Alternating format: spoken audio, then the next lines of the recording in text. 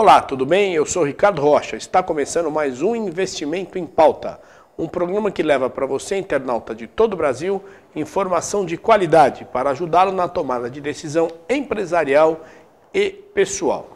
Investimento em Pauta tem o prazer de receber hoje o professor doutor Eduardo Pozzi.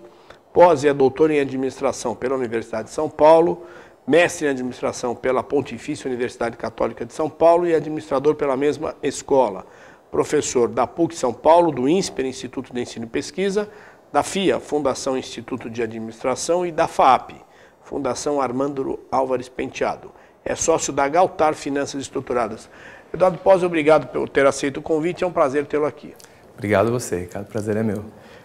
Pozzi, nós começamos essa nossa conversa falando aí para o nosso público internauta de todo o Brasil, muitos empresários, profissionais liberais, executivos, né, sobre um tema muito interessante. A gente vai focar em finanças hoje, com ênfase em finanças comportamentais, mas eu começaria essa nossa conversa perguntando para você, o que é a moderna teoria de finanças? A moderna teoria de finanças é um conjunto de estudos que foram publicados entre o início da década de 50 e meados dos anos 70. Começa com a teoria do portfólio, do Harry Markowitz, onde pela primeira vez um autor quantifica a questão do risco. Depois passa para o CAPM, que foi um modelo do William Sharpe, que procurava estabelecer uma relação justa entre retorno e a questão do risco sistêmico unicamente. Passa também pela discussão de estrutura de capital, todos os estudos de Modigliani e Miller sobre relevância da estrutura de capital. E também dentro desse bojo você tem o modelo de Black-Scholes, publicado pelo Fisher Black e Myron Scholes no início da década de 70. Então, todo esse corpo de estudos forma o que nós chamamos hoje, o que conhecemos hoje como a moderna teoria de finanças. Um aspecto importante que está no bojo de toda essa teoria é a questão da racionalidade do investidor. Então, todos esses estudos eles pressupõem um investidor racional, né? O investidor racional seria um investidor que toma uma decisão avaliando o conjunto de informações que ele tem disponível e toma uma decisão procurando maximizar o seu bem-estar, ou seja, maximizar o que a gente chama de utilidade. Quer dizer, investidores que tomam decisões racionais. Racionais, exatamente. Racionais. É como se a emoção não fizesse parte do processo de decisão, como se a simetria informacional não impactasse, coisas dessa natureza, né? Se a gente pega um livro-texto tradicional de finanças, a impressão que dá é que o mundo opera por meio de robôs, né? Ou seja, a questão humana e do comportamento humano está absolutamente tolhida do processo. E aí, para esse nosso bate-papo de hoje, né, quer dizer, definida essa teoria de finanças, que, aliás, dá suporte aí para a grande maioria dos gestores de portfólio no mundo inteiro, né?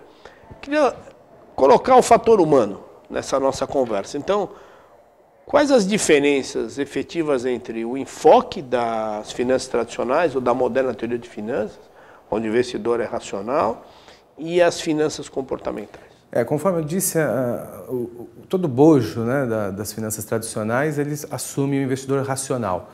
Portanto, ele assume decisões racionais. As finanças comportamentais, elas tentam, né, estudar os vieses psicológicos, impactos, né, o impacto de fatores comportamentais dentro desse processo. É importante dizer o seguinte, as finanças comportamentais, embora elas procurem investigar a influência de aspectos psicológicos no processo decisório do investidor, e, portanto, ela traz uma contribuição que é a seguinte, né? Nem sempre o investidor toma uma decisão 100% racional. Uma vez que ele é influenciado por esses aspectos psicológicos, que a gente chamaria de vieses cognitivos, que a gente vai falar daqui a pouco, essa decisão não é 100% racional, ou pelo menos não é racional em 100% das vezes. Então, o que as finanças comportamentais, o que a Behavioral Finance tenta estudar é exatamente a influência desses vieses psicológicos, desses aspectos comportamentais no processo decisório. Então, Pozzi, em relação ao momento onde as finanças comportamentais de fato são inseridas no contexto acadêmico e depois a gente sabe que isso vai passando aí por uma tentativa de usar isso na prática, né? Quando é que elas ocuparam esse espaço importante no debate dentro da academia? Olha, o termo finanças comportamentais, behavioral finance, ele começa a ser usado fortemente no início dos anos 90. Mas todo o início dessa história vem com um autor que ganhou o Nobel, o Herbert Simon, que começou a trabalhar a questão de racionalidade limitada. Então esse foi um divisor de águas, onde pela primeira vez um autor tradicional passa a questionar, né, a questão da racionalidade plena dos agentes quando tomam decisões, no nosso caso, voltadas mais para o mundo financeiro, né? Mas as finanças comportamentais começam a emergir mesmo no início dos anos... Elas nascem, né? Eu falei que o termo começa a ser usado nos anos 90, mas elas nascem no início dos anos 70, quando dois psicólogos israelenses, o Daniel Kahneman e o Amos Tversky, começaram a publicar estudos sobre análise de decisão em condições de incerteza. Então, no início da década de 70, eles publicam, mas na área de psicologia mesmo, eles eram psicólogos e a atuação deles era em psicologia. Então, eles começam a publicar estudos revelando que os agentes são influenciados por vieses cognitivos, vieses psicológicos, e que esses vieses afetariam a decisão do investidor, fazendo com que ela não fosse plenamente racional, ou seja, desviaria o processo decisório da racionalidade plena, né? Ou seja, esses vieses cognitivos eles permeariam a decisão do investidor e faria com que eles não tomassem decisões 100% racionais.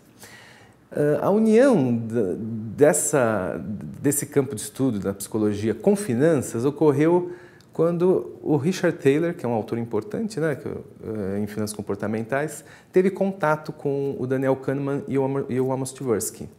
Então, na medida esse interesse do Richard Thaler pelas teorias do Kahneman e do Tversky fizeram com que começassem a ser aplicadas, né?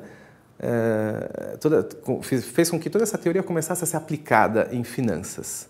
E aí, no início dos anos 80, eles começam a aplicar esses conceitos no campo das decisões de investimento, para verificar se efetivamente os agentes tomavam decisões não plenamente racionais. Eu até queria falar para o internauta de todo o Brasil que está nos assistindo, o professor Eduardo Pozzi tem uma tese de doutorado pela USP, que é o efeito de exposição e suas motivações comportamentais. Um estudo com base na atuação de gestores de fundos de investimento em ações. Você pode acessar pelo Teses USP, pode fazer um download. Obviamente, se for usar, por favor, cite a fonte, né? E dentro daquilo que você falou sobre os fundamentos, né, os pressupostos teóricos das finanças comportamentais, e o seu estudo aqui, a sua tese, você foi testar, queria te fazer uma pergunta, queria uma resposta bem objetiva, né? O gestor de fundo, que teoricamente é um cara preparado, que estudou finanças tradicionais, que estudou diversificação, conhece a relação risco-retorno, conhece os modelos, ele está sujeito aos vieses e heurísticas? Qual que é a sua conclusão pelo seu trabalho? Uma hipótese assumida é que os gestores profissionais, por terem noção, né, uma vez que eles têm que fazer uma série de eles devem realizar certificações, né? Hoje no mercado financeiro você tem as certificações da Ambima, certificações obrigatórias do CPA 10, CPA 20, a PMEC, o CNPI, o CFP, enfim, o CFA. Então, todas essas certificações hoje elas cobram conteúdos de finanças comportamentais, de behavioral finance. Então, a hipótese é que os gestores profissionais seriam imunes. E o meu estudo, assim como uma série de outros estudos, mostram que, inclusive, os gestores profissionais, os profissionais do investimento, não são 100% imunes aos vieses comportamentais, né? Ou seja, eles também são afetados. Então, só a noção dos vieses psicológicos que afetam as nossas decisões não nos torna imunes a uma decisão incorreta, a um erro na tomada de decisão. E para a gente encerrar o programa, e fica aqui aberto um convite para você voltar, eu queria primeiro, quem quiser contatá-lo para uma palestra ou para uma consultoria, como é que faz? Deixa o telefone para nós, por favor. Bom, pode mandar um e-mail, né? No edupose@galtar.com.br e também pode ligar no telefone 3032 2097, 011, né? São Paulo, 3032 2097. Então você, internauta de todo o Brasil, está aparecendo na sua telinha, né? edupose@galtar.com.br, telefone 11 3032 2097. E, Eduardo, fica aqui um convite para você retornar E eu queria, assim, rapidamente, para encerrar esse bloco, como esses vieses afetam o processo decisório do investidor, né? E essas decisões enviesadas, qual é a consequência dela em relação aos preços dos ativos negociados no mercado? Então, a teoria tradicional assume que o mercado é eficiente. Então, o mercado eficiente assume que os preços estão corretos, os preços dos ativos estão corretos. E por que eles estão corretos?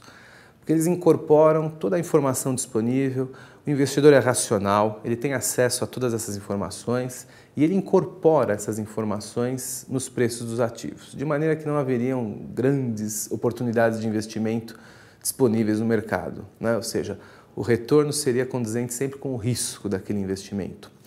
A abordagem das finanças comportamentais assume que uma série de vieses cognitivos, vieses psicológicos afetam a decisão do investidor.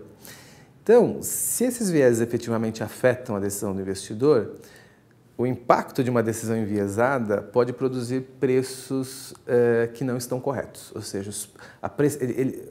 o impacto da decisão enviesada é produzir preços incorretos. Que pode ser oportunidade de ganho. Isso, exatamente. Então, se os preços não estão corretos, surge a possibilidade de estratégias e elaboração de alternativas de negociação de ativos com vista a tirar proveito dessas imperfeições do mercado.